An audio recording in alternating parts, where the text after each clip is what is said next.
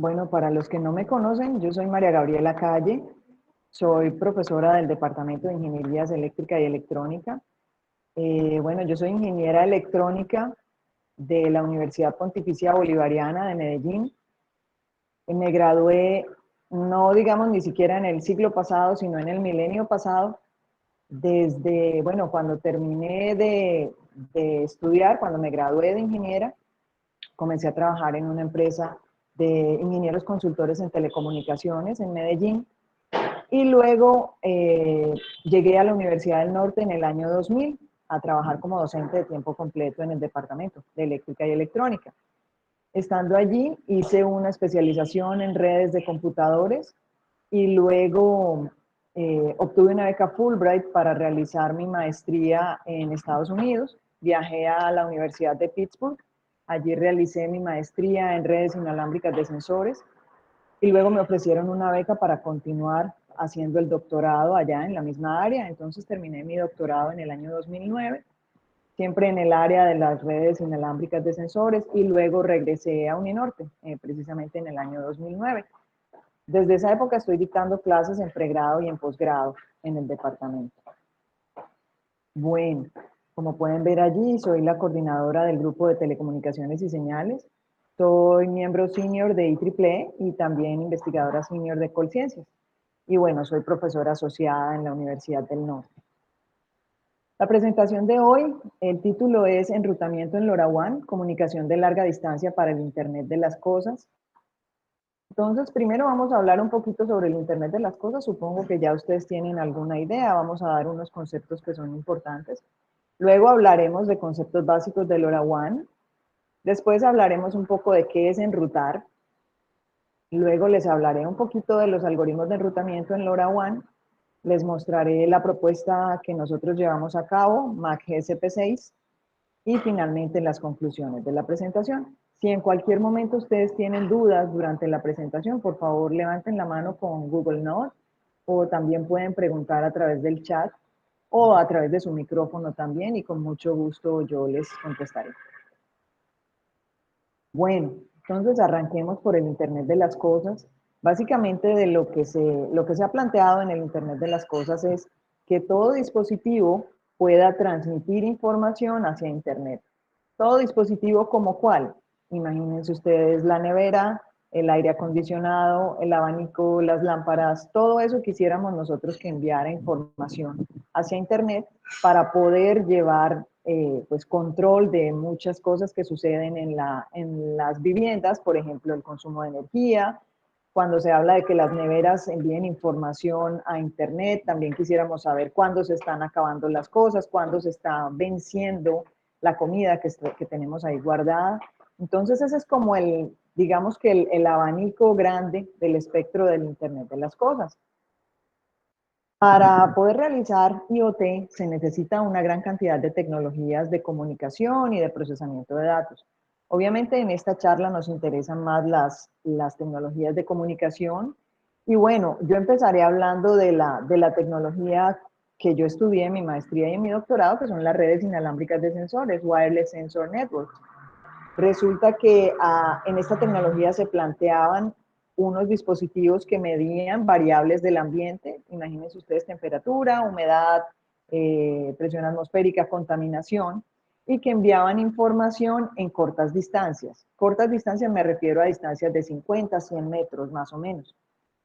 Se suponía que estas redes podían tener miles de nodos y que todos eran capaces de acceder a la red y eran capaces de autoconfigurarse.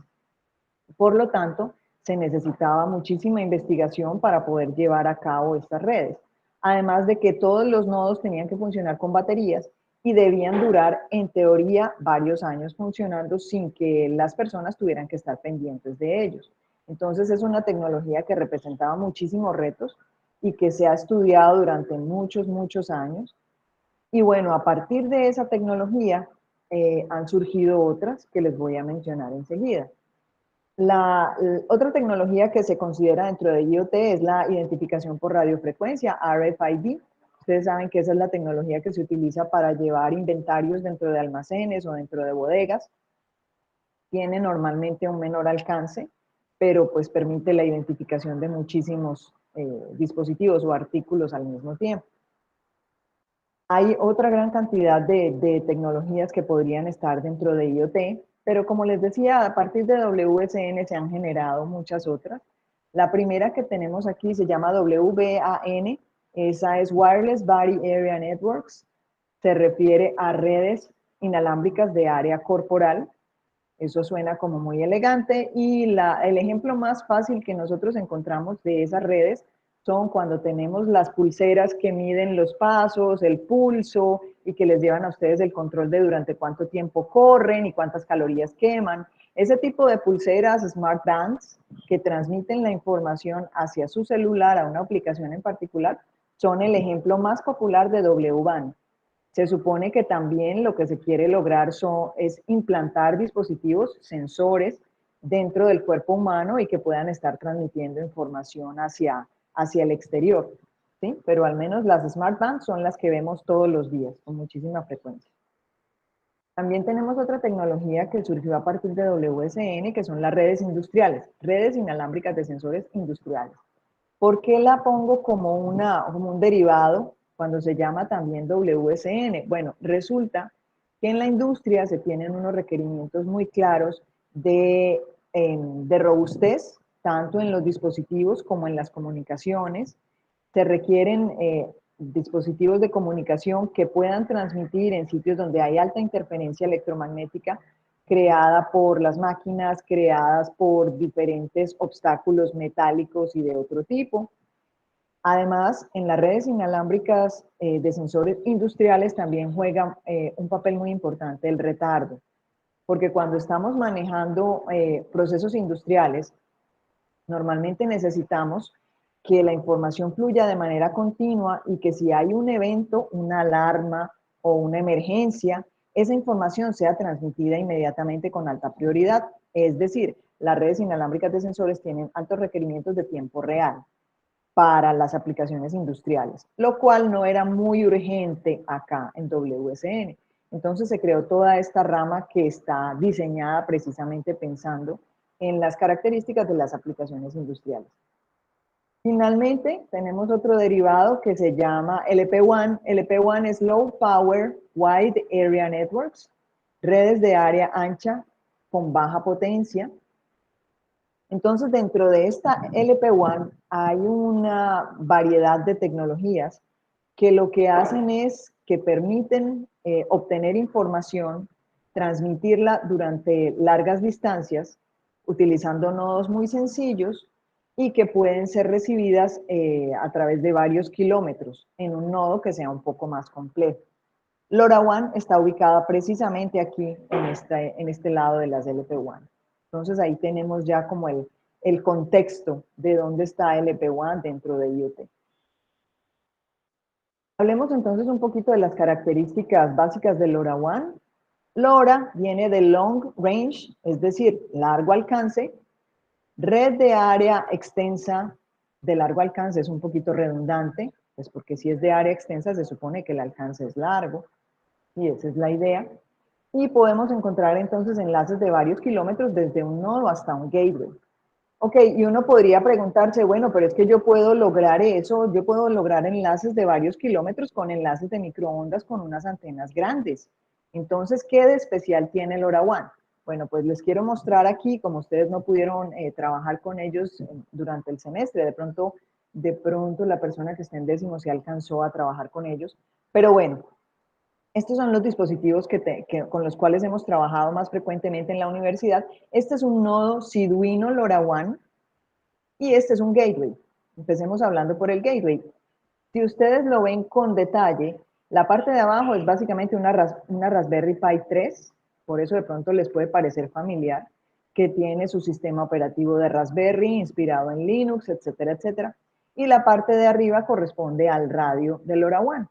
Entonces, este dispositivo, a través de esta antena que ustedes ven aquí, es capaz de comunicarse a través de varios kilómetros y de recibir información de miles de estos señores, de estos siduinos. Obviamente, como este señor tiene una Raspberry, su consumo de energía ya es un poco más significativo, Entonces, este dispositivo debe estar conectado a la energía permanentemente. Este otro señor puede trabajar con baterías sin ningún problema. Los equipos con los cuales nosotros trabajamos en la Universidad del Norte, para darles una idea, en primer lugar, estos tienen un chip de GPS. Nosotros no lo estábamos utilizando en algunas de las pruebas, en pruebas de movimiento sí hemos usado el GPS, pero las primeras pruebas que nosotros hicimos eran de interferencia. Y entonces, en esas pruebas nosotros alcanzamos casi 7 kilómetros con línea de vista, es decir, sin ningún obstáculo entre el transmisor y el receptor. Fíjense ustedes que este señor tiene una antena, y si logran ver, esa antena parece una línea torcida que yo hubiera podido dibujar a mano alzada, pero realmente esa antena es un UTP. Prácticamente ese es un UTP igualito a los que ustedes utilizan para conectar dispositivos en la protoboard. O sea que es una antena muy simple, y aún así se lograba transmitir a 7 kilómetros. Les comentaba sobre el consumo de energía. Este señor nosotros lo alimentábamos utilizando un power bank, de los mismos que ustedes utilizan para recargar los celulares. Y bueno, estábamos haciendo pruebas todo el día, y al finalizar el día mi celular ya no tenía carga, entonces yo tomaba ese power bank y cargaba mi celular hasta un 40% de la batería. Entonces eso nos da una idea de que el consumo de energía de estos señores de verdad que es bastante bajo, ¿sí? Entonces, este equipo o este conjunto de equipos que tenemos aquí es bastante atractivo. Ya les voy a mostrar en qué aplicaciones. Prácticamente por su consumo de energía, y bueno, permite bajas tasas de transmisión. Nosotros estamos acostumbrados a que en Wi-Fi nosotros transmitimos a 54 megabits por segundo.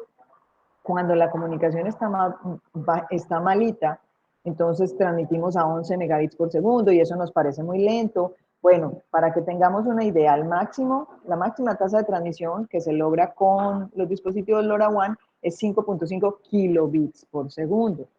Eso es bastante pequeño, pero si usted lo que necesita enviar son datos como temperatura, humedad o otros datos de medición, por ejemplo, cuánto es la energía que se consume en una casa.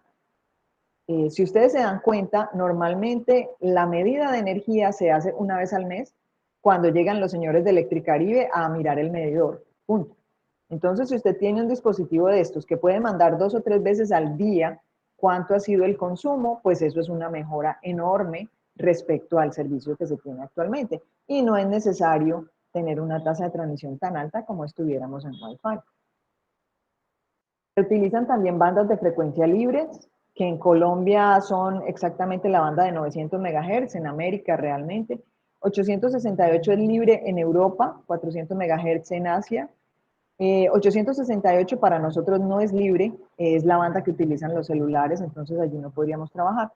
Pero el hecho de trabajar en una frecuencia libre implica que nosotros no tenemos que pagar por el uso de ese espectro, entonces eso también es bastante útil, porque entonces podríamos reemplazar algunos sistemas celulares que se utilizan para telemetría y donde nos toca pagar mes a mes el consumo, o bien sea un plan o algo así. Si lo reemplazamos por un sistema de estos, pues ya no tendríamos que pagar y estaríamos utilizando estas bandas libres. También, al ser una frecuencia en los 900 MHz, es decir, por debajo de los gigahertz, tiene mejores propiedades de propagación. Entonces podemos llegar más lejos con una onda en esta frecuencia que con las ondas que transmitiríamos, por ejemplo, en Wi-Fi, que son a 2,4 GHz. ¿Qué más es interesante de LoRaWAN? LoRaWAN tiene una topología que se llama estrella de estrellas. Bueno, ¿qué es estrella de estrellas? Empecemos por qué es una topología de estrella. Una topología de estrella tiene un nodo central con el cual todos los demás nodos se tienen que comunicar, ¿sí? Esta es una topología de estrellas. Si nosotros quitamos este nodo central, estos otros señores no se comunican entre sí. Entonces, el sistema más básico que nosotros podemos ver como una estrella, ¿cuál será? ¿Ustedes conocen algún sistema de comunicaciones que trabaje así con la topología de estrella? Donde tenemos varios dispositivos que se conectan a un solo punto central. Si quieren lo pueden escribir por el chat. Ah, o pueden hablar también, qué bueno, por favor. El Wi-Fi, por ejemplo. Sí, señor, perfecto, muchísimas gracias. El router de la casa, eso es tal cual. Eso es una topología física en estrella. Entonces usted sabe que usted está como conectado únicamente con este access point o el router de la casa. Si usted quisiera como conectarse con otro router, ¿qué tendría que hacer? Usted tiene que desconectarse de aquí y entonces venir y conectarse manualmente con el otro router, ¿verdad? Eso es lo que normalmente hacemos. Lo que pasa en LoRaWAN es que nosotros podemos tener una topología de estrella en estrellas, donde un nodo como estos puede ser escuchado simultáneamente por dos o más gateways. Como los enlaces pueden ser de varios kilómetros, entonces en ese rango nosotros podemos tener dos o más gateways que reciben la información del mismo nodo. Por eso se llama estrella en estrella, estrella de estrellas. ¿Sí? Entonces, esto es una característica propia del LoRaWAN que no se ve en ninguna de las otras redes inalámbricas que tenemos hasta el momento y puede ser muy útil para distintas aplicaciones, aunque también tiene sus desventajas. Por ejemplo, ¿qué tal si usted quisiera que nada más lo escuchara este gateway por cuestiones de privacidad?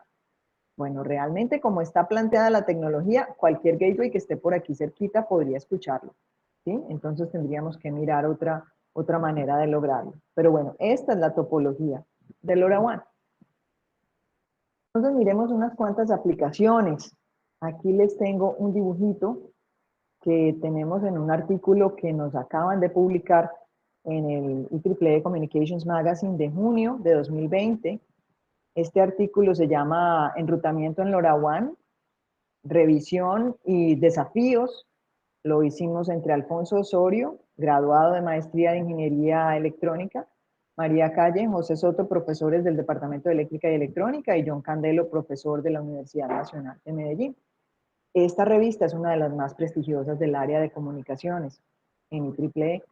Entonces, pues por eso este fue un artículo bien importante.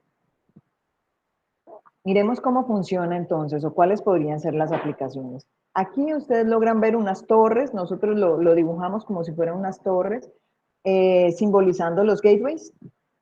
Y ustedes pueden ver una raya, unas flechas rojas que están mostrando el sentido en el que viaja la información. Entonces podemos estar recibiendo información desde sistemas de transporte, porque recuerde que son varios kilómetros, entonces podríamos tener nodos LoRaWAN colocados en buses o en taxis que están transmitiendo información como la velocidad del vehículo, su ubicación, qué más podría ser, por ejemplo, si es un bus, cuántos pasajeros tiene en ese momento, ¿sí? Podemos estar recibiendo información de sistemas de automatización de hogares. Por ejemplo, podríamos estar recibiendo la información, como les decía, del consumo de energía, o si tenemos encendidos los abanicos, los aires acondicionados, las luces, etcétera, etcétera. Por aquí tenemos un ejemplo con Smart Grid, las redes eléctricas inteligentes, donde también se puede, por ejemplo, detectar fallas y enviar la información a través del LoRa, o enviar también información de la red como a la corriente que está circulando, en fin. Luego tenemos por aquí información sobre las ciudades inteligentes. Ustedes saben que pues tenemos o estamos yendo hacia tener ciudades inteligentes donde se transmita muy diversa información importante para la ciudad, por ejemplo, de alumbrado público, por ejemplo, del funcionamiento de los semáforos.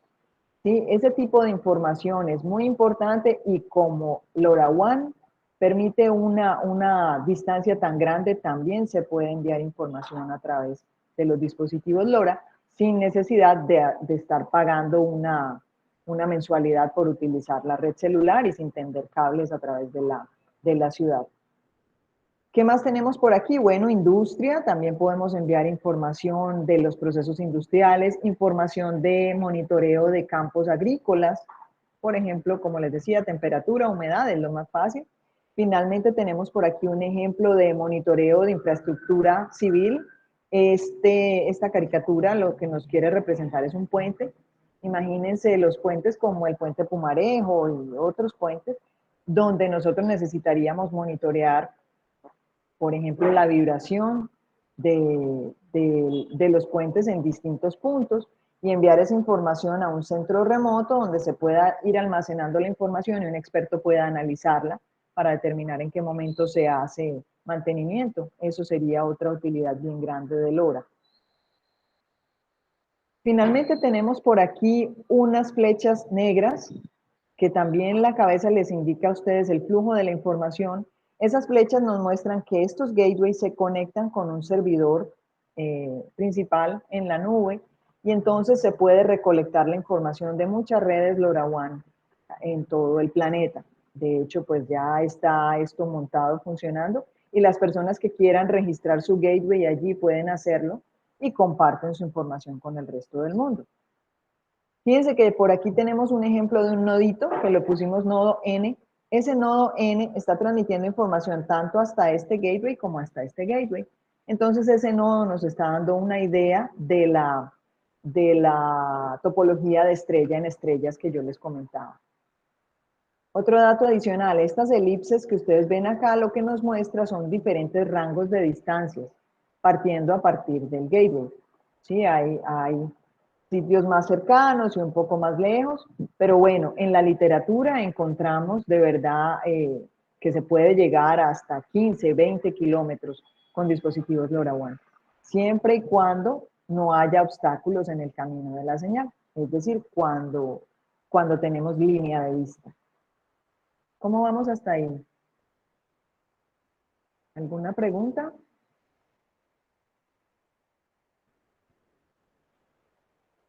Si quieren escribirla por el chat.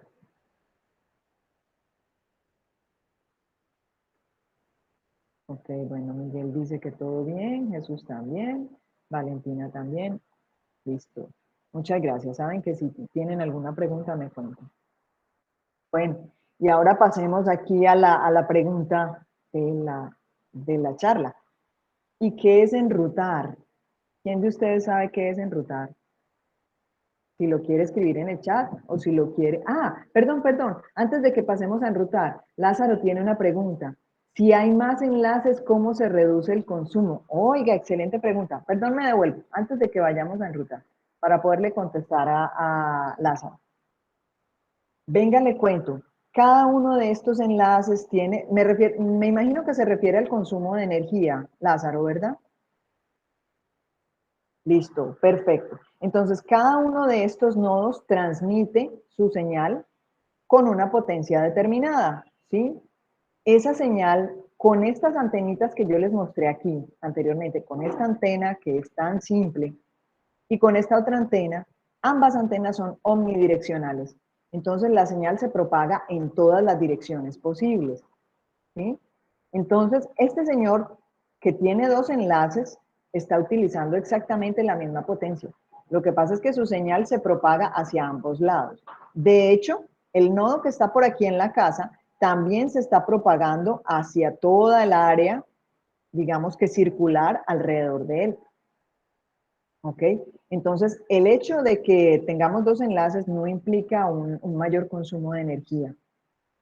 El nodo va a estar transmitiendo con una potencia que normalmente la potencia máxima de estos señores es 14 dBm.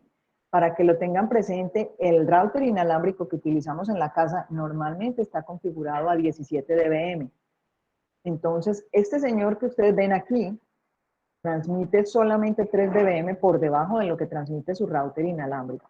Bueno, sabemos todos que 3 dBm es la mitad de la potencia. Está bien, eso es verdad.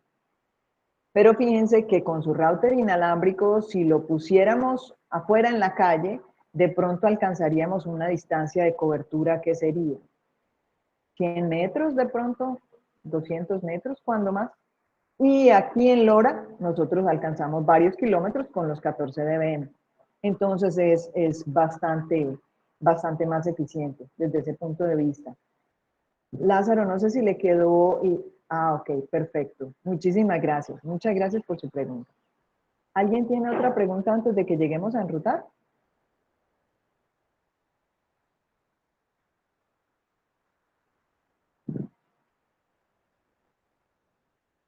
Ok, perfecto. Camila dice que por lo pronto todo va bien. Listo, cualquier cosa me cuentan entonces. Entonces, ahora sí, vamos a enrutar. Ya hay gente que está en octavo, seguramente ya saben o tienen alguna idea de qué es enrutar. Y teníamos a alguien que estaba en décimo, que ya debe ser muy ducho. ¿Alguien Bueno, sabe más o menos de qué se trata? bueno, Cuéntenos. profe, enrutar es como dar las IP a cada uno de los dispositivos que están en la red. Ya. Ajá, enrutar es configurar las IP. O sea, configurar las IP en cada uno de los dispositivos de nuestro sistema de comunicación, por decirlo así. Oiga, qué interesante. Muchas gracias, Jesús. ¿Alguien tiene otra idea complementaria a la de Jesús? Ah, David, cuéntenos. Bueno, así como dijo Jesús, sí, la IP es como que permite saber cuál es el mejor camino, porque en sí el enrutamiento se basa en establecer la mejor ruta para enviar un paquete entre muchos dispositivos que están conectados a una red. Por ejemplo, digamos que yo quiero conectar un servidor que se encuentra en Estados Unidos. El enrutamiento definiría algún camino que tomaría ese paquete para poder llegar, porque hay múltiples caminos que podría tomar. Entonces, digamos que este conectador de mi computador, él se conecta con mi proveedor, el proveedor se conectaría, teniendo su DNS allá, él establecería según la IP cuál sería el camino más corto y pues me enrutaría hacia ese servidor que me quiero conectar. Entonces, es como establecer el camino simplemente entre dos paquetes, entre dos puntos que quieren compartir un paquete.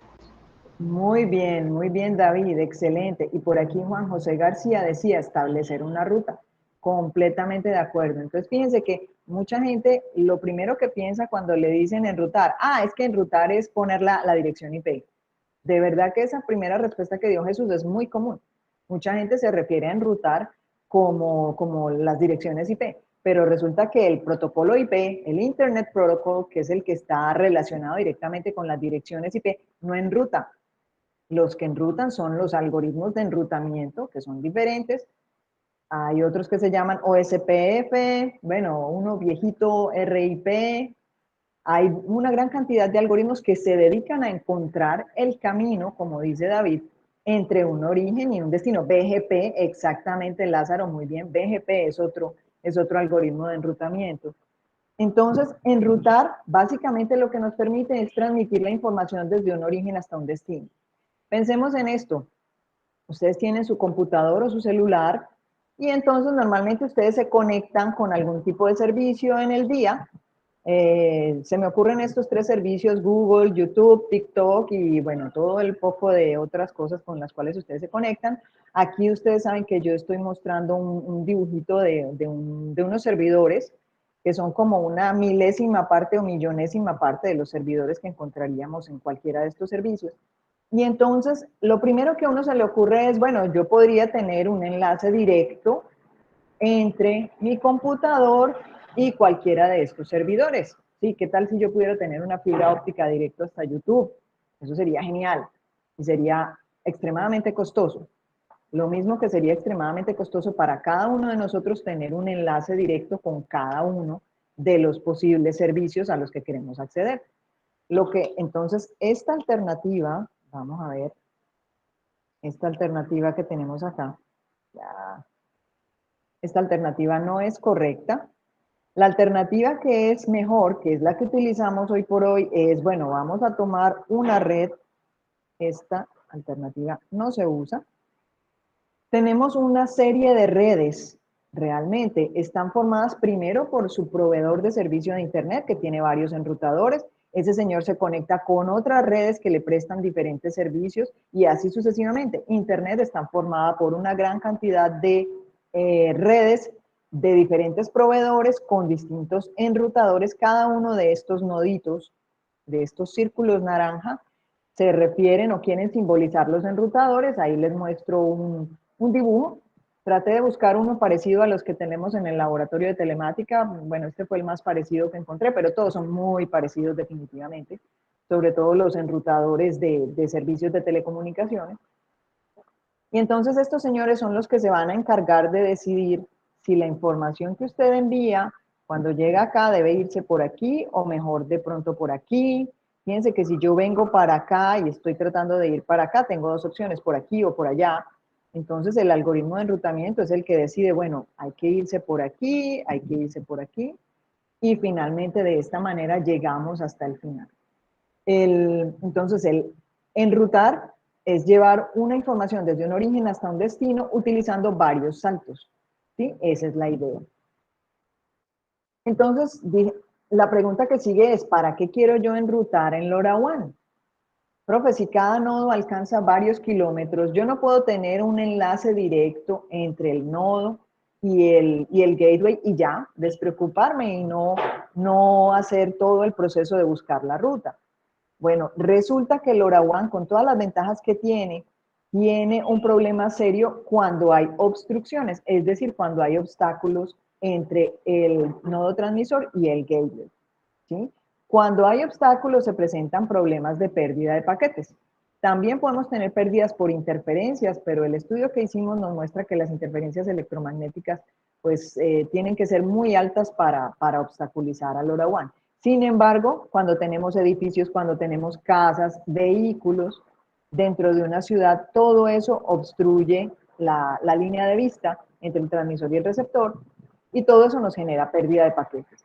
Entonces, imagínense ustedes que nosotros tenemos un edificio lleno de apartamentos y entonces ustedes se imaginan que por cada apartamento se necesita un medidor de energía, ¿verdad?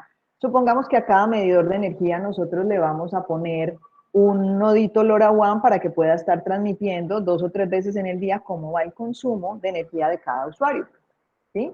Y supongamos también que el gateway está localizado a varios kilómetros en un edificio, diga usted que está por aquí el gateway en la azotea para poder recibir la información de distintos medidores a través de una ciudad.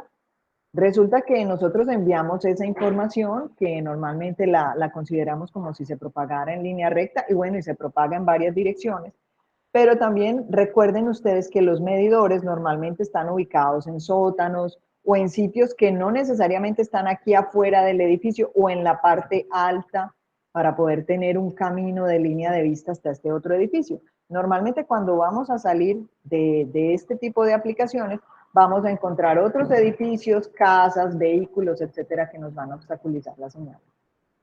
Entonces, se nos puede perder la señal de algunos de estos señores. ¿Y qué pasa si hay por aquí otro nodo LoRaWAN de algún otro servicio, por ejemplo, de alumbrado público? Otro nodito LoRaWAN. Si ellos fueran capaces de enrutar, este señor podría recibir la señal de ellos y ayudar a la señal a pasar por distintos saltos y poder llegar finalmente hasta su destino, disminuyendo la pérdida de paquetes. Entonces, esa fue nuestra principal motivación para empezar a trabajar en enrutamiento en LoRaWAN. De hecho, el estándar no está hecho para enrutamiento.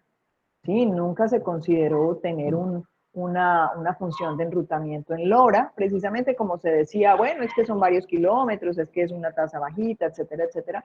Lo que estamos haciendo es trabajar, como quien dice, añadiéndole capas a la tecnología para poder permitir enrutamiento. ¿Qué tipos de algoritmos de enrutamiento hay en LoRaWAN? Realmente la tecnología es bastante nueva y entonces todavía no hay muchos ejemplos. Sin embargo, hicimos una revisión bibliográfica con Alfonso Osorio que les comentaba y en esta revisión bibliográfica encontramos que hay dos enfoques principales. El primer enfoque se llama inundación. ¿Qué quiere decir inundación? Bueno, inundación es el protocolo de enrutamiento o algoritmo de enrutamiento más sencillo que hay. Ese algoritmo simplemente lo que dice es, bueno, cuando usted reciba un paquete de información, este dibujito es un paquete, usted debe reenviarlo por todos los enlaces, menos por el enlace por el cual llegó. Entonces, si todos estos nodos de esta red están corriendo inundación, pues este paquete va a llegar aquí y este paquete va a llegar acá. Oh, Dios, el paquete va a llegar acá, ¿sí? Una vez que los paquetes lleguen a estos dos, bueno, este señor repite el algoritmo. El algoritmo dice, envíelo por todos los puertos que usted tenga, menos por el puerto por donde llegó. Entonces, por aquí viene otro paquete. Oh, Dios. Bueno, este y este, está como complicado eso. Una vez que este paquete llegue a este nodo, entonces se va a tratar de reenviar por aquí y por aquí. ¿Sí? Y si se fijan, por aquí ya había llegado un paquete. Entonces, esta circunstancia donde ustedes ven que están llegando varios paquetes que realmente son repetidos del mismo paquete, ¿sí? Esto no es deseable, ¿sí? Esto es algo que pasa muy corrientemente en los protocolos de inundación. Lo que ocurre es que se empiezan a generar muchos duplicados del mismo paquete por la red. Si no se controla el número de duplicados, lo que puede ocurrir es que se congestiona tanto la red que se cae, pues ya no sigue funcionando. Entonces, por eso hay diferentes alternativas para disminuir la cantidad de duplicados que se mandan con un protocolo de inundación. Sin embargo, los protocolos de inundación tienen varias ventajas. En primer lugar, son muy sencillos, porque lo único que tiene que hacer el protocolo es lo que llegue, usted retransmítalo, ya, eso es todo. Entonces, eventualmente va a llegar por aquí un paquete, el paquete va a llegar al destino. De hecho, el paquete que llega al destino de primero es el que utilizó la ruta más corta disponible por toda la red.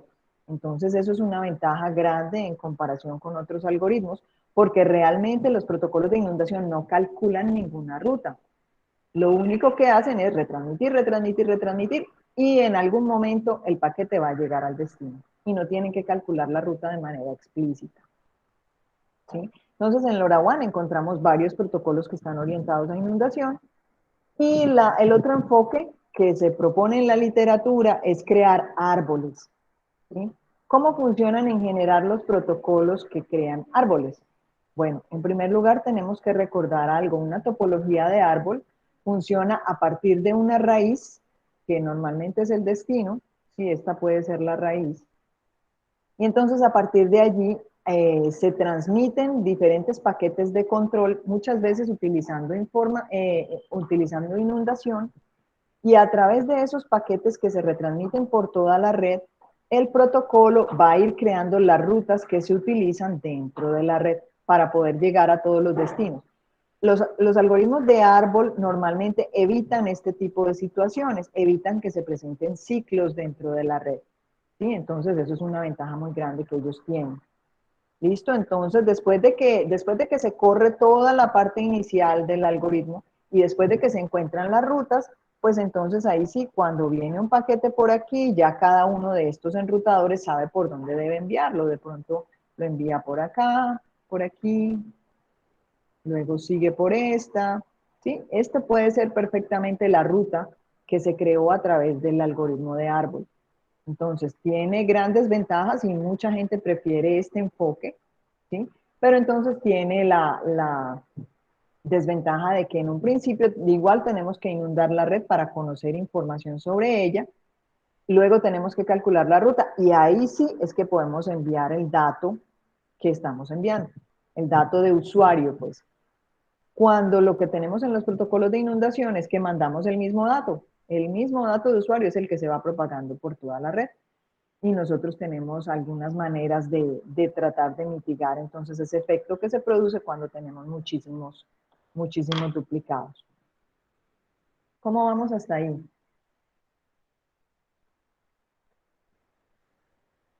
Ahí ya se me durmieron, tan temprano. Ok, parece que vamos bien. Listo. De todas maneras, las personas que están un poco más arriba en la materia de telemática y en otras asignaturas seguramente estudiarán en detalle muchos más protocolos, ¿sí? Pero estos son como los dos enfoques principales que tenemos en LoRaWAN. Entonces, ¿cuál fue? Bueno, esto fue lo que encontramos allí en la publicación que les mencioné. ¿Qué fue lo que nosotros propusimos hacer? Bueno, yo les comenté que yo hice mi tesis tanto de maestría como de doctorado en redes inalámbricas de sensores. Yo propuse un protocolo que se llama MAC GSP6. Es un protocolo que integra funcionalidades de capa MAC y de capa de enrutamiento para transmitir información utilizando redes inalámbricas de sensores y para ahorrar energía. Forma parte de mi tesis doctoral. Entonces, ¿cómo funciona MAC GSP6? MAC GSP6 está basado en los algoritmos de inundación, pero es una versión que se llama chisme o gossip, ¿sí? Entonces, ¿por qué se llama gossip?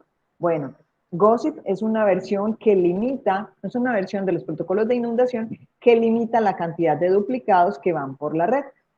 Entonces, para nuestro caso, la manera en que limitamos la cantidad de duplicados es apagar los nodos, apagar el radio de los nodos con una probabilidad PGSP. ¿Sí? Literalmente tenemos un número que se genera de manera aleatoria y con eso encontramos una probabilidad. Si esa probabilidad es inferior a PGSP, entonces el nodo apaga su radio. Una vez que el radio está apagado, el nodo debe encenderse con probabilidad 1. ¿Sí? Y si el radio venía encendido, pues tiene la probabilidad PGSP de apagarse o la probabilidad 1 menos PGSP de mantenerse encendido. Además, hay que reenviar todos los paquetes que reciben. Recuerde usted que si mi radio está apagado, pues yo no puedo retransmitir nada, porque no puedo recibir nada. Pero si mi radio está encendido y yo recibo un paquete, yo debo retransmitirlo. Adicionalmente, Mac GSP6 implementa unos cuantos características importantes. Por ejemplo, algo que se llama periodo de quietud. Eso es un periodo de sueño prolongado, es decir, cuando tenemos el radio apagado durante largo rato. Por aquí les quiero mostrar una figura que muestra el comportamiento de un nodo que quiere transmitir utilizando Mac GSP6. Entonces vamos a tener algo que se llama un ciclo de trabajo.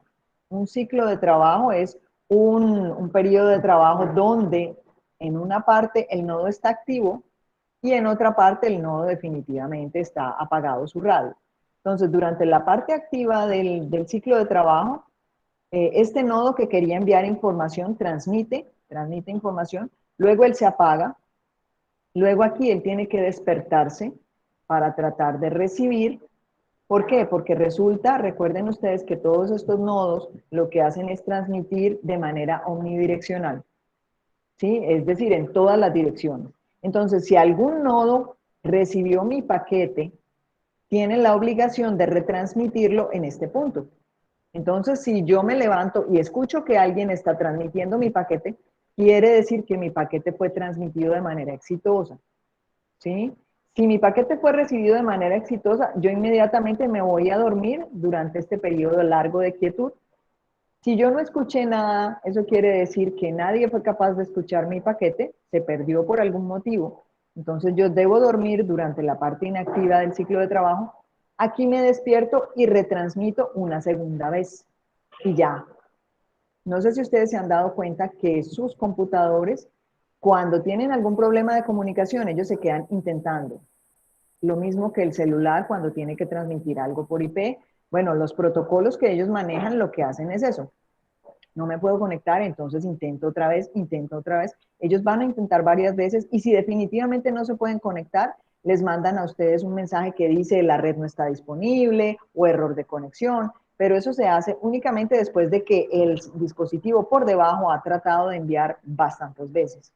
No les puedo decir el número exacto porque dependería del protocolo, pero imagínense que el dispositivo antes de avisarles a ustedes que no hay conexión, él ha tratado ya de conectarse mínimo 20 veces. Lo que hace Mac GSP6 es que trata de transmitir 2 veces y ya, y nomás se fue a dormir.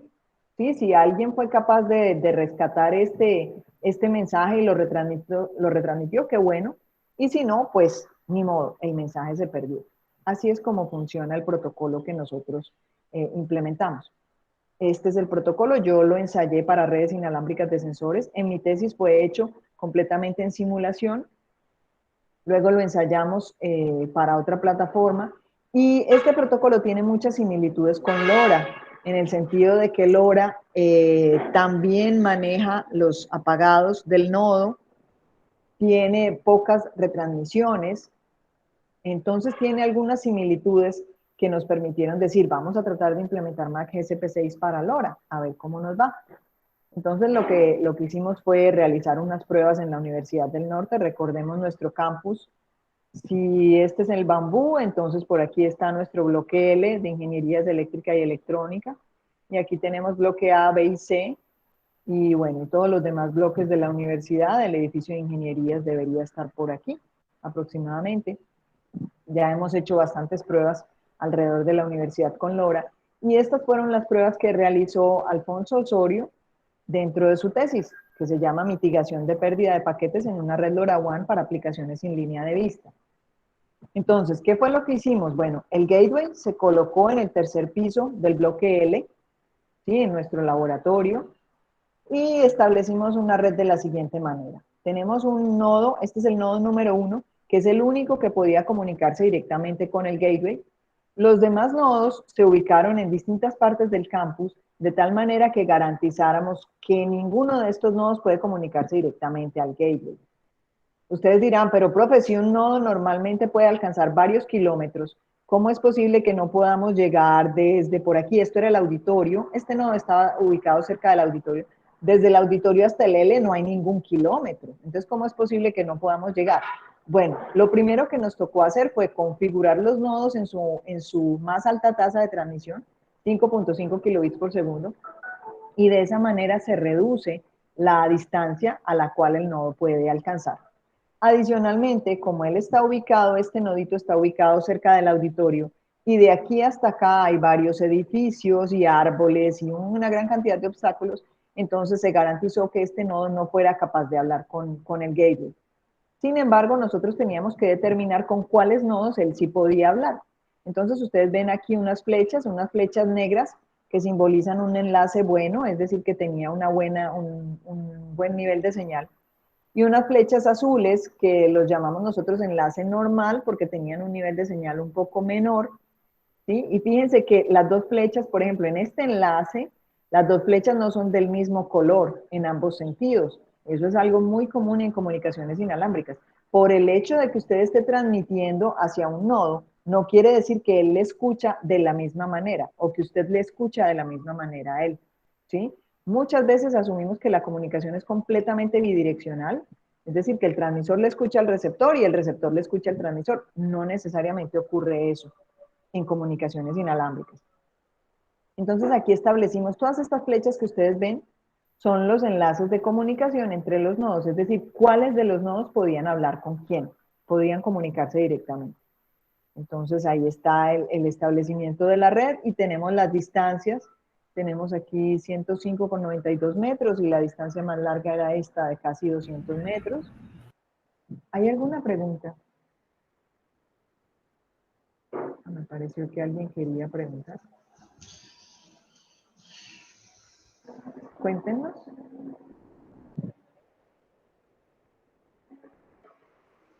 Profe, usted dijo que con esto, si un paquete no se transmitía, o sea, si pasaba el tiempo de quietud y no se transmitía, se perdía el paquete. Qué tan seguido pasaba esto cuando hicieron este experimento? Bueno, le voy a contar. ¿Qué tantos paquetes se pierden en el protocolo original? Dependía en gran medida de la probabilidad de gossip, es decir, de la probabilidad de apagar el radio. Nosotros utilizamos para este implementación, utilizamos una probabilidad de 0.3 que en las simulaciones nos daba una buena relación costo-beneficio. 0.3 quiere decir que la probabilidad de apagar el radio es de 0.3, o sea, 30%. Y 70% del tiempo el radio va a estar encendido, ¿sí? De todas maneras, enseguida le voy a mostrar cómo nos fue con las pruebas. Hay una cosa importante para tener en cuenta y es que recuerden, chicos, que estos señores tenían 0 paquetes recibidos aquí en el gateway antes de implementar la solución, ¿sí? Entonces, eso es un punto importante. Entonces, nosotros necesitábamos que aumentara la cantidad de paquetes recibidos a partir de ellos. Y entonces, Miguel, le pido que me dé un poquito que me tenga un poquito de paciencia, que le voy a explicar un poco más adelante los resultados. Yo quiero comentar también algo importante y es que estas pruebas se realizaron en parte con ayuda de Comicom. Varios de los estudiantes de Comicom participaron en las pruebas y nos ayudaron mientras estábamos con equipos distribuidos por todo el campus. Entonces, pues muchas gracias a ustedes también. Y otros estudiantes de posgrado también nos ayudaron, tanto del grupo de telecomunicaciones y señales como de otros grupos de ingeniería eléctrica también. Entonces, bueno, hasta el momento, esta fue la ubicación que nosotros logramos. Teníamos que lograr también que todos los nodos se sincronizaran, es decir, que todos empezaran a funcionar al mismo tiempo. Eso se logró utilizando un beacon que se ponía a transmitir a máxima potencia en una ubicación donde todos lo escucharan, más o menos por aquí, ¿sí? Y entonces a partir de ahí comenzábamos las pruebas. Por cierto, ¿cómo se prueba que funciona un algoritmo de enrutamiento? Bueno, ya dijimos que un algoritmo de enrutamiento tiene que llevar los paquetes desde un origen hasta un destino a través de varios saltos, ¿sí? Los nodos marcados como 2, del 2 en adelante, 2, 3, 4, 5, 6, inician con 0 paquetes en el gateway. Como les decía, ninguno de ellos era capaz de transmitir su información hasta el gateway. Entonces, la manera en que se prueba que un algoritmo de enrutamiento funciona es enviar una serie de paquetes desde cada uno de los nodos y determinar cuántos llegan al gateway. Y aquí viene entonces una parte muy importante. Probamos una sola vez y ya.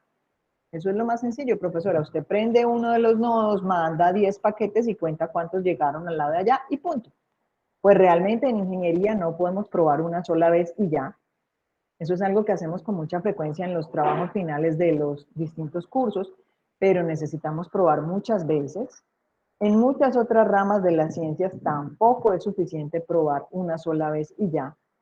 ¿Por qué? Porque resulta que esa información que usted obtiene con una sola prueba puede ser producto simplemente de la casualidad, ¿sí? Por mera casualidad usted obtuvo un valor de número de paquetes recibidos. Entonces, por eso nosotros tratamos de repetir muchas veces los experimentos con el fin de disminuir la opción de que el resultado que usted está obteniendo sea por mera casualidad o por mera coincidencia, pues, si lo quieren ver así.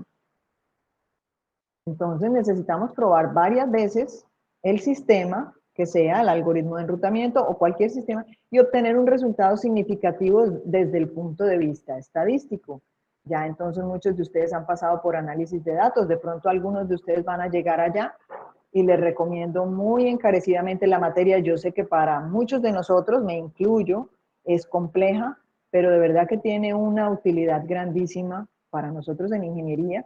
Y bueno, me imagino que en estas condiciones de pandemia ustedes están viendo curvas, estadísticas, información del coronavirus todos los días con mucha frecuencia. Entonces allí ustedes ven unas aplicaciones bien claras de la estadística, pero en pruebas de sistemas electrónicos también es supremamente importante. Entonces miremos, nosotros partimos de una hipótesis. ¿Qué es una hipótesis? Una hipótesis es una idea de la cual podemos decir si es verdadera o falsa. ¿Sí? Usted no debe confundirse con que, ay, ¿eso qué es? Una idea que usted le pueda dar un valor de verdad, esa es una hipótesis. Entonces nuestra hipótesis era, el protocolo MAC GSP6 funciona para LoRaWAN. Esa era nuestra hipótesis básica. En otras palabras, el porcentaje de paquetes entregados por cada nodo utilizando el protocolo MAC GSP6 es mayor que 0. ¿Sí? Esa era como nuestra hipótesis de trabajo. Utilizamos una métrica que se llama PDR, Packet Delivery Ratio. Eso es el porcentaje de paquetes entregados. ¿Sí? Eso se calcula ¿cómo? Con la cantidad de paquetes que nosotros recibimos dividido entre la cantidad de paquetes totales que se enviaron. Entonces vamos a tener una hipótesis que le llamamos hipótesis nula, que dice la PDR es menor o igual que 0, ¿sí? Es decir, aquí lo que nos interesa es el igual a 0, y nuestra hipótesis alternativa es que la PDR, la tasa de entrega de paquetes, es mayor que 0. Eso es lo que desearíamos. Y esto lo trabajamos con una confianza del 95%. Nosotros queríamos tener una confianza del 95% de que la PDR fuera mayor que 0, a ver si podíamos rechazar la hipótesis nula. ¿Sí? De ahí se parte. Hicimos un diseño de experimentos en el cual cada nodo envía 50 paquetes y los demás no están enviando paquetes propios, únicamente son relevos de los demás. Esto tomaba un buen tiempo porque cada paquete no lo podemos enviar cada milisegundo. En LoRa, como la comunicación es muy lenta, lo mínimo que nosotros lográbamos tener de tiempo entre un paquete y otro, sin mal no estoy, eran 4 segundos. ¿Sí? Entonces usted tiene que enviar un paquete, esperar 4 segundos y enviar el siguiente. Esperar 4 segundos y enviar el siguiente. Y así. Eso lo hacemos, diga usted, con el nodo 2. Ahí contabilizamos los paquetes recibidos en el gateway y luego arrancamos con el siguiente nodo, el nodo 3, por decir cualquier cosa.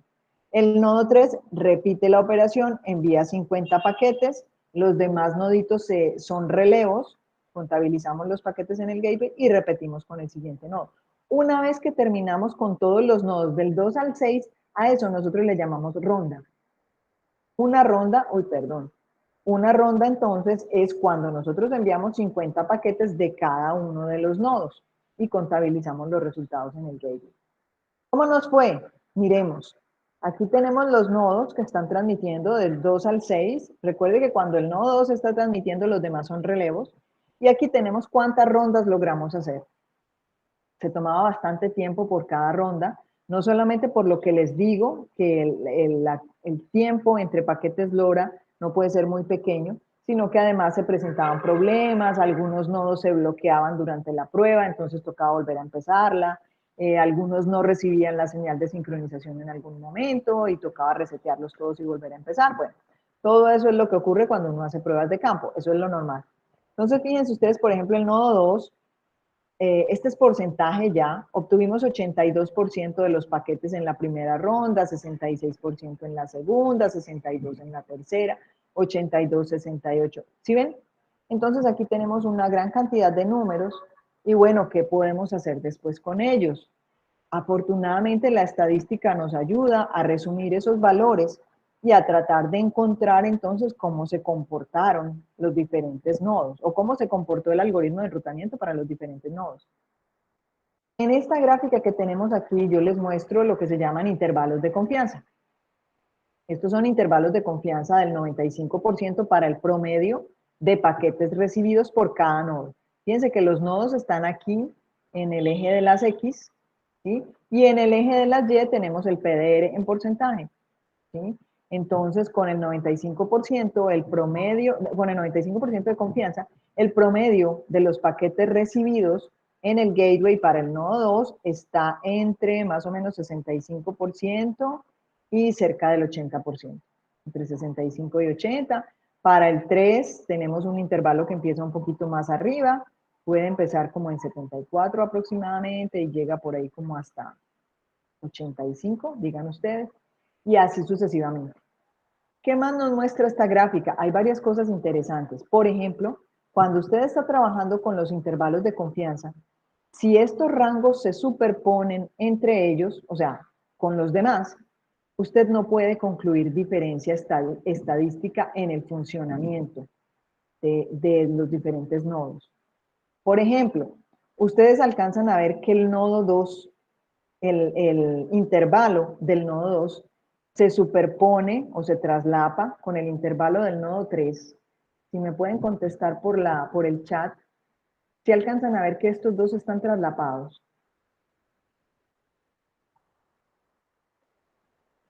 Lázaro, David. Fíjense pues que se traslapan, ¿por qué? Porque este arranca de 65 hasta 80 y este arranca de 70, digan ustedes, hasta 85 por ahí. Entonces los rangos se están traslapando. Este señor se traslapa con este señor se traslapa con este con este obviamente están muy parecidos. Este señor también está traslapado con este de acá y con el de acá. Del dibujo no nos queda muy claro si este se traslapa con este. Definitivamente este no se traslapa con este. Pero la mayoría de estos señores se están traslapando. Como se traslapan, entonces no podemos concluir diferencia estadística entre el comportamiento de algunos de estos nodos, ¿sí? Entonces, definitivamente, bueno, ¿y entonces en qué quedó mi hipótesis? Mi hipótesis era que el porcentaje de entrega de paquetes o del PDR era superior a 0. ¿Será que sí cumplí la hipótesis o no? Juan José dice que sí. Cuénteme, Juan, ¿por qué piensa usted que sí cumplimos la hipótesis? Llegaron paquetes. Excelente, excelente, llegaron paquetes. Llegaron más de 0 paquetes para todos. De hecho, llegaron más de ¿cuántos paquetes para todos? Más de la mitad. Más de la mitad, sí, señor. El 53% de paquetes fue lo más pequeñito que logramos llegar. Obviamente, nosotros en ingeniería eléctrica y electrónica siempre queremos tener más del 50%, ¿verdad?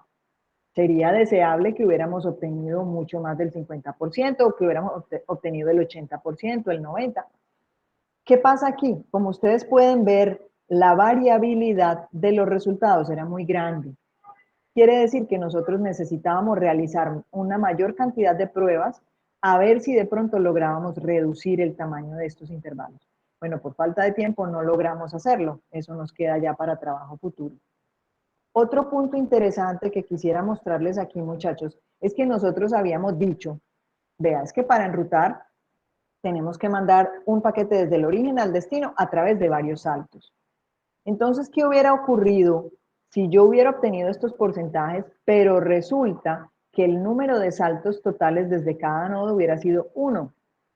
Quiere decir que esa configuración de red que nosotros teníamos no hubiera sido útil porque los nodos estaban conectándose directamente con el gateway, así fuera que entregaran poquita información. Entonces, nosotros calculamos el promedio de saltos por cada nodo, porque cada uno de los nodos llevaba un contador de saltos y en el gateway eso se procesaba.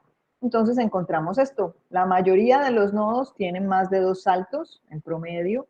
Sí, estos nodos, el 4 y el 5, tuvieron mayor cantidad de saltos. Es decir, que nosotros sí cumplimos con tener más de un salto hasta el gateway.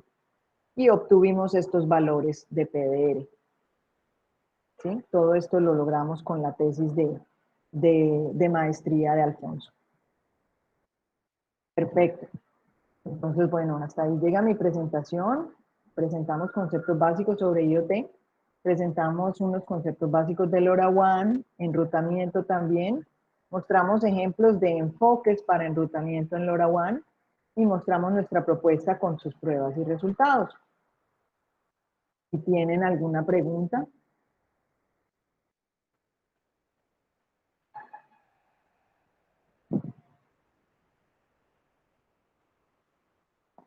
David tiene una pregunta, cuéntenos. Sí, bueno. David tiene una pregunta, cuéntenos. Yo tengo una duda. ¿Cómo hacían para poder, por ejemplo, digamos una aplicación real? Yo entiendo que en el experimento se turnaban cada uno de los nodos para hablar. Pero digamos una aplicación real donde tengo múltiples máquinas conectadas o digamos sensores de temperatura simplemente, y de repente 2 sensores quieren hablar al mismo tiempo. ¿Cómo se hace en esa situación utilizando la topología que se utilizó? Vea, David, esa es una excelente pregunta. Bueno, tengo varias respuestas al respecto. Lo primero es que el protocolo está pensado para aplicaciones de bajo tráfico como la que le presento aquí, ¿sí? Es decir, que haya un solo nodito transmitiendo a la vez. Sin embargo, realmente nunca lo hemos probado con varias fuentes al mismo tiempo. Eso era otra línea de investigación y al final no la pudimos continuar. Sin embargo, lo que tenemos que tener en cuenta, bueno, hay varias cosas para tener en cuenta. En LoRaWAN, la idea es que vamos a transmitir pocas veces en el día, ¿sí? Así como la aplicación de los medidores, 3 o 4 veces en el día, ¿sí? Y esas transmisiones pocas veces estarán sincronizadas, es decir, no esperamos que todos los medidores de energía que están en un edificio, todos transmitan al mismo tiempo. Entonces, eso nos ayudaría un poco para esta circunstancia. Por otro lado, como estamos trabajando con un protocolo de tipo chisme, de tipo gossip, si usted se da cuenta, bueno, en ningún momento yo mencioné cosas como que yo estoy creando la ruta o le estoy dando prioridad a algunos y no a otros. Como yo no estoy manejando nada de eso, desde que el tráfico se mantenga en un nivel bajo, pensamos que el protocolo puede ser suficiente. Sin embargo, como le digo, esa es otra hipótesis, que no la hemos probado todavía. Lo que pensaríamos es eso, para bajo tráfico debería funcionar, porque sería el equivalente a hacer eso. Fíjese que nosotros mandábamos 50 paquetes de un nodo, pero perfectamente puede ocurrir que mandamos un paquete de un nodo y luego entonces ese mismo nodo va a transmitir dentro de una hora. Entonces otro nodo que esté por ahí cerca o hasta otros 2 o 3 nodos pueden transmitir en el siguiente, en otro siguiente intervalo y así sucesivamente. Esperaríamos que no haya demasiado problema. Es posible que haya colisiones en los nodos. Sin embargo, también le cuento que en los gateways, como le decía, los gateways están pensados para manejar miles de nodos al mismo tiempo, precisamente pensando en el bajo tráfico. Y que ellos son capaces, los gateways son capaces de recibir información de varios nodos al mismo tiempo. Cada uno de los nodos en su capa MAC utiliza una versión de Aloha. De pronto algunos ya han oído hablar de Aloha, el famoso protocolo que dio inicio a muchas de las características de las redes actuales, que era un protocolo muy sencillo. Se transmite y si hay colisión, entonces yo espero un tiempo aleatorio y vuelvo y transmito, ¿sí? Entonces también en Mac GSP6, fíjense que nosotros transmitimos nada más 2 veces. No nos quedamos esperando tiempos aleatorios adicionales para retransmitir. Entonces tendríamos que probarlo con más fuentes definitivamente, pero yo pienso que no debería haber problema. Si usted ya va a utilizar 1000 fuentes transmitiendo al mismo tiempo, ahí sí creo que podría haber problema, definitivamente. De hecho, muchos de estos protocolos de acceso compartido tienen problemas cuando tenemos muchísimas más fuentes, tenemos congestión. Miguel tiene pregunta. Cuéntenos, Miguel.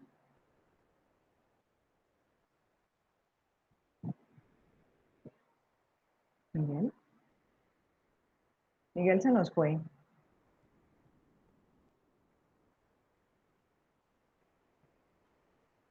Miguel está por ahí que levantó la mano.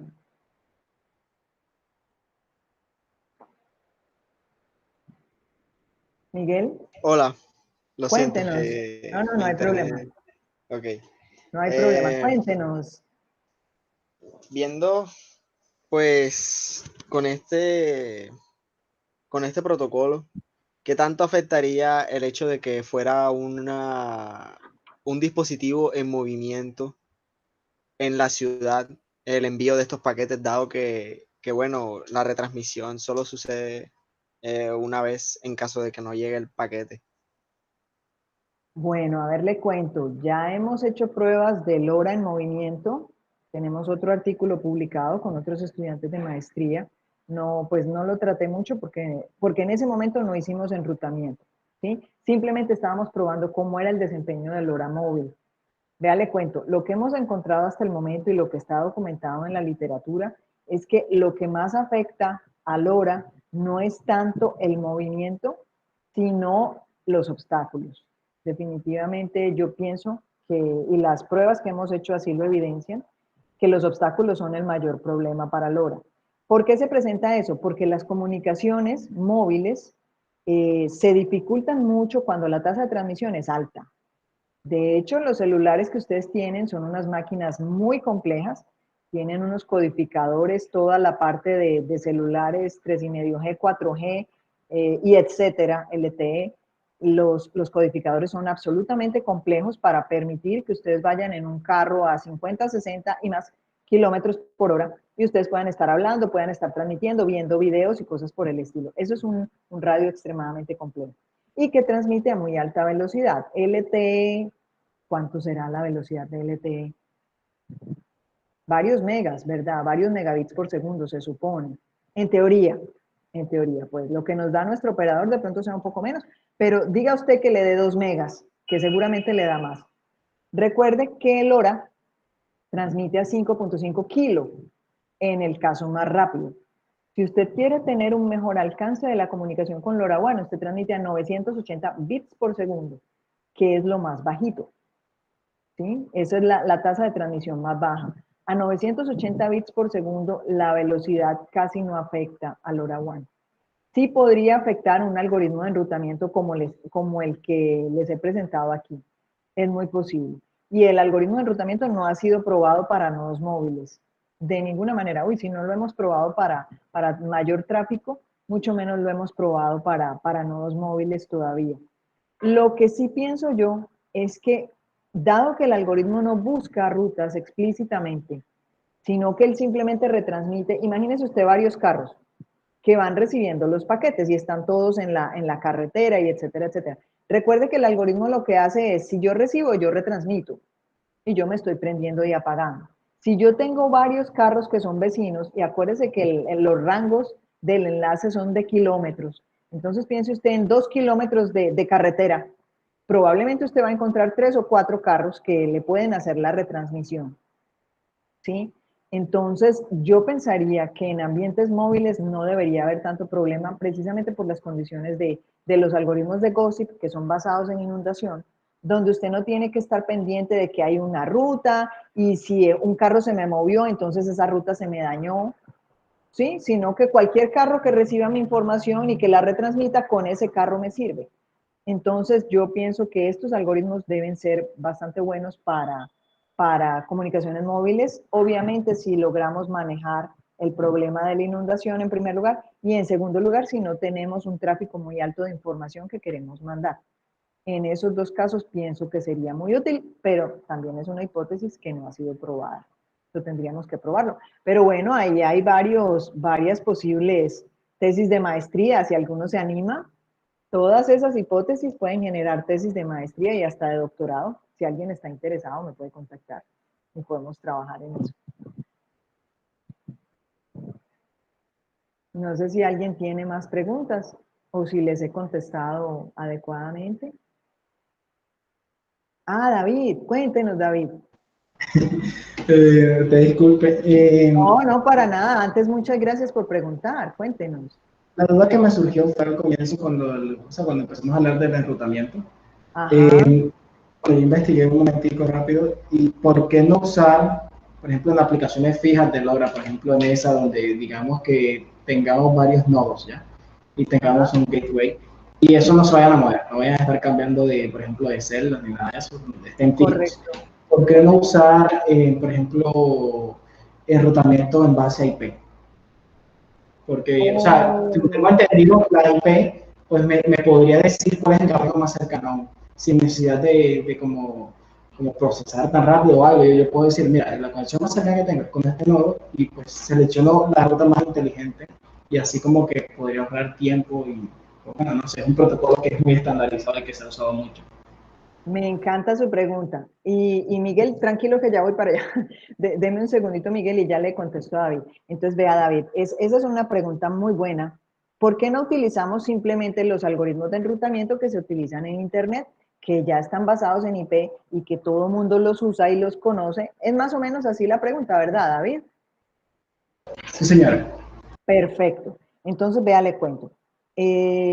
Cuando usted utiliza IP, usted necesita por obligación utilizar todo el stack de TCP/IP. Eso implica que usted necesita utilizar bien sea UDP o TCP en la capa de transporte, ¿sí? Además de que usted necesita la capa de aplicación. Los que todavía no han visto telemática o el curso de redes más grande, pero de pronto sí han oído hablar del modelo OSI. En el modelo OSI se muestra una subdivisión de los sistemas de comunicaciones por capas. Y entonces se supone que si cada capa desempeña su labor adecuadamente, todas ellas juntas van a poder funcionar sin problema. Entonces, ¿qué pasa? Cuando estamos trabajando con vamos a hacer el ejemplo del computador. El computador portátil con el cual ustedes trabajan y que se conecta por Wi-Fi. Cuando ustedes se conectan, por ejemplo, al servidor de correo, en el servidor de correo ustedes o a YouTube, bueno, hagámoslo con el servidor de correo. Ustedes tienen que establecer una conexión primero por TCP. Esa conexión por TCP implica que mínimamente necesitan 20 bytes de encabezado. Luego viene IP. IP tiene otros 20 bytes de encabezado. Ahí van 40. Eso es overhead. Luego viene Wi-Fi, o sea, 802.11, que en la capa MAC necesita, ay, no me acuerdo cuántos. Póngale mínimo otros 20. Entonces ahí van, mínimo, van 60 bytes que no tienen nada que ver con la información de usuario. ¿Sí? No tienen nada que ver con la información de usuario. Es simplemente el stack que usted necesita para poderse conectar a Internet. ¿Sí? Y eso que estoy hablando de las versiones de IP viejo, o sea, IPv4, porque usted sabe que IPv6 las solas direcciones son enormes, entonces necesita un mayor overhead, ¿verdad? Entonces, en estos dispositivos tan pequeños como LoRa o como los sensores inalámbricos tradicionales, nosotros no nos podemos dar el lujo de tener 60 bytes de overhead. ¿Por qué? Yo no tengo el dato exacto de cuánto es el máximo paquete que usted puede estar enviando, pero si usted está transmitiendo a 980 bits por segundo y usted tiene que mandar un byte de temperatura o 2 bytes de temperatura, si usted envía 60 bytes de overhead, de encabezado, eso es demasiado. De hecho, está comprobado que la mayor cantidad de consumo de energía la genera el radio al transmitir, y entonces por eso es que tenemos que transmitir la menor cantidad de bytes posibles cuando estamos enviando. Y por eso, desde que se empezó el proceso de redes inalámbricas de sensores, se ha tratado de desarrollar protocolos que sean independientes de IP, independientes de TCP. Además, porque se supone que muchos nodos van a estar compartiendo la misma red y deben ser capaces de configurarse ellos mismos. Entonces, pues, LoRaWAN con TCP, a ver, de pronto lo crean. Me parece que no es lo más útil por lo que le digo, porque TCP o UDP e IP generan un encabezado muy grande para la cantidad de información que se está enviando y por eso generan mayor consumo de energía. Que más adelante lo puedan hacer algún tipo de compresión de encabezado, es posible. Vean que hay una tecnología que se lanzó para redes inalámbricas de sensores que no me acuerdo cómo es que es, IPv6, algo así como Zigbee con IPv6, una cosa así. No recuerdo cómo era la cosa, pero imagínese usted una dirección de IPv6 es ¿cuánto? 16 bytes. Una cosa así, la dirección de origen, la dirección de destino. Entonces van 32 bytes nada más en la dirección, pero el encabezado de IPv6 también tiene otro pocotón de cosas. Entonces, a mí eso me parecía como muy exagerado, pero bueno, esa tecnología existe. No he visto que sea como la más popular, pero allí está. Entonces, si en LoRa podemos usar TCP, digamos que yo no me cierro a la banda, todo es posible en la vida y en la tecnología usted sabe que todo evoluciona. En este momento me parece que se generaría demasiada complejidad en el nodo y demasiado overhead. Y recuerde que queremos mantener el nodo simple, que pueda transmitir a muy largas distancias, y el gateway ya es el que se conecta por internet o por cualquier otro método a la red, y él sí se encarga de manejar toda la información. Por aquí Miguel decía 64 kilobytes mínimo. ¿Cuál era su 64K, Miguel? Eso no supe. A ver, están llegando bastantes preguntas. Espérenme un segundito, que aquí ya sí me perdí. A ver, no sé si Miguel estaba mencionando algo de los 64K respecto a lo que estábamos hablando de la cantidad de bytes de overhead. Miguel se nos volvió a desconectar. Bueno, vamos a ver si enseguida se conecta. David, no sé si le quedó entonces clara la idea. Sí, señora. Sí, muchas gracias. Perfecto. Por aquí Miguel decía, también necesitaría una NIC. Bueno, necesita una dirección de capa MAC. De hecho, los Arduino con los que nosotros trabajamos tienen direcciones MAC, que creo que son 6 bytes, hasta donde recuerdo. Por aquí Lázaro estaba preguntando, los gateway corren sistema operativo de RAS basado en Linux. Los nodos, imagínese usted, esos nodos se pueden, al menos los nuestros, pues los que tenemos nosotros, habrá otras plataformas que funcionan diferente, pero nuestras plataformas se programan como si fueran Arduinos. Por eso se llaman Arduinos. Utilizan el mismo IDE del Arduino y entonces la sintaxis es igualita. Hay otras funciones que son específicas de LoRa, pero así funcionan esos nodos. Entonces también por eso son bastante populares, porque ustedes saben que a la gente le encanta el Arduino. Y bueno, hay bastante información al respecto. Lázaro, ¿sí está por ahí o usted se me desconectó también? A ver si contesté su pregunta.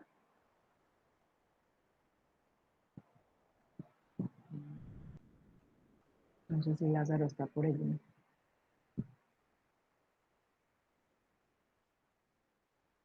Bueno. Cuéntenos. Sí, dice, ok, sí estoy, muchas gracias. Bueno, gracias, disculpe, que me había ido para arriba para ver las demás. Listo, Miguel dice, ¿y qué tanto en una ciudad con muchos obstáculos? Anda, yo esa sí no la entiendo así tan fácilmente. Miguel se nos desconectó otra vez para que nos explique un poco. O alguien entiende. Hola. ¿Me Miguel, escuchan? cuéntenos. Sí, sí, señor. Me refería a una ciudad, digamos, con bastantes edificios y cosas que puedan obstaculizar la conexión entre los diferentes nodos. Sí. Pero Entonces, entonces la pregunta concreta era ¿cuál? esa pregunta tenía que ver con lo de los dispositivos en movimiento. Ya. Ok. Bueno, sí. ¿Qué le cuento? Dentro de una ciudad hay infinidad de obstáculos. Si usted va pasando en un carro por una ciudad, inclusive no tiene que ser ni con edificios muy altos. Si usted pasa en Barranquilla, si usted va en el carro, obviamente usted tiene, si usted tiene un dispositivo LoRa, pues lo más alto que puede tenerlo es en el techo. Y entonces el techo de su carro normalmente va a estar por debajo de los techos de las casas, ¿sí? Obviamente los edificios más altos pues obstaculizarán más, pero las casas también pueden obstaculizar, los árboles que tenemos en Barranquilla también obstaculizan, ¿sí? Entonces, con mayor razón que si tenemos varios nodos ubicados, como yo le decía, en los postes de alumbrado público, en los semáforos, todo esto ayudaría, todos esos noditos pueden ir ayudando a retransmitir la información hasta los lugares de destino, hasta los gateways donde nos interesaría recibir la información. Entonces, por eso, esa sería la ventaja de poder enrutar en LoRaWAN, que no vamos a depender únicamente del enlace punto a punto entre el transmisor y el receptor. Sí, sí le quedó claro, Miguel.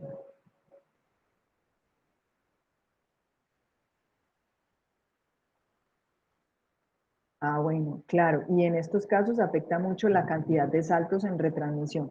Vea, ¿en qué puede afectar la cantidad de saltos? Sí es verdad que el protocolo, o sea, la cantidad de entrega de paquetes puede depender de la cantidad de saltos. Eso es factible, ¿sí? Hay protocolos que cuando usted incrementa la cantidad de saltos, es decir, conforme la red va creciendo, ellos disminuyen su desempeño. Es decir, disminuye la probabilidad de entrega de paquetes. Le cuento que mi protocolo MAC GCP6 yo lo probé en simulación con redes hasta más de 1000 nodos, con distintas topologías. Y consistentemente él entregaba una buena cantidad de paquetes, del 90% en adelante. Entonces, desde ese punto de vista, el protocolo es escalable. Sin embargo, hay muchos que de verdad no lo son. O sea, eso es cierto, no se puede negar. Muchos protocolos disminuyen su desempeño cuando tenemos una mayor cantidad de nodos y de saltos, por ejemplo. ¿Qué más dice Lázaro? Profe, ¿usted escribió un RFC o algo así? No, no, realmente. Yo no he escrito ningún RFC. Ay, qué buena idea. No, realmente no. Mi protocolo fue presentado en mi tesis doctoral y luego lo publicamos en un artículo ya cuando hicimos las primeras pruebas en Harvard. Y bueno, ahora esperamos poder publicar otro artículo de las pruebas del protocolo sobre LoRa, que eso muestra además que el protocolo permite trabajar sobre diferentes capas físicas. Y eso es bastante útil para nosotros. Si no, no he escrito ningún RFC, muchas gracias. Bueno, no sé cuál es, no sé si tienen alguna otra pregunta. Si les gustaría leer algo más al respecto, bueno, yo les puedo dar información. A ver, de hecho, aquí mismo en la presentación les doy el título de la tesis. La tesis se puede descargar fácilmente desde bueno, este es la tesis de Alfonso Osorio, se llama Mitigación de pérdida de paquetes en una red LoRaWAN. Creo que ya debe estar en la biblioteca. No sé si, a ver, yo lo copio y lo pego por acá, permítanme. Voy a ver, voy a descartar todos los dibujos que hice aquí. Y entonces voy a copiarles aquí. Esta es la información de la tesis de Alfonso, que que ya debe estar en biblioteca y me imagino que eh, ya debe estar a la mano. Si quieren conocer más sobre mi tesis doctoral, que es donde está escrito todo MAC GCP6 y todas las pruebas que hicimos, por aquí está, se llama Complementing. Esta ustedes la buscan en internet y llegan directamente allá la buscó. La buscó en Sibila y no está disponible. No está disponible todavía la de Alfonso. Bueno, pero esta sí está disponible porque es un poquito viejita, es del 2009. Si ustedes la buscan, está en el sistema informático de la Universidad de Pittsburgh y se puede bajar sin ningún problema. O sea, es de descarga libre, al menos bueno, sí he visto que hay países que lo tienen restringido, pero Colombia no lo tiene restringido. Entonces podría bajarlo. Y bueno, estamos preparando con Alfonso el siguiente paper que va a hablar de la tesis. Entonces, cuando tengamos el siguiente artículo, pues se los puedo compartir también. De todas maneras, quiero compartirles el de enrutamiento, que está ya en el IEEE Communications Magazine y pueden buscarlo en la biblioteca, o sea, en las bases de datos que tenemos disponibles en biblioteca en Uninorte. Todas estas informaciones les permiten a ustedes aprender un poco más. Bueno, no sé si tienen alguna otra pregunta, comentarios.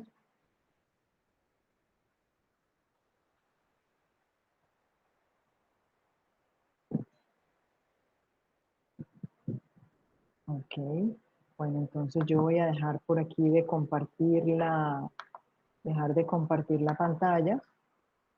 Y bueno, pues muchísimas gracias a todos por haber participado y por darme la oportunidad de presentarles esta investigación que estamos realizando. Muchas gracias a Comicom por la invitación. Y bueno, de verdad que queda la invitación a todos a trabajar en estos temas. Si hay personas interesadas, coméntenme. Hay mucho para trabajar en LoRa. LoRa es una tecnología muy reciente en la cual podemos aplicar muchísimas de las cosas que ya hemos ido aprendiendo y de verdad que bienvenidos todos los que quieran trabajar allí. Gracias.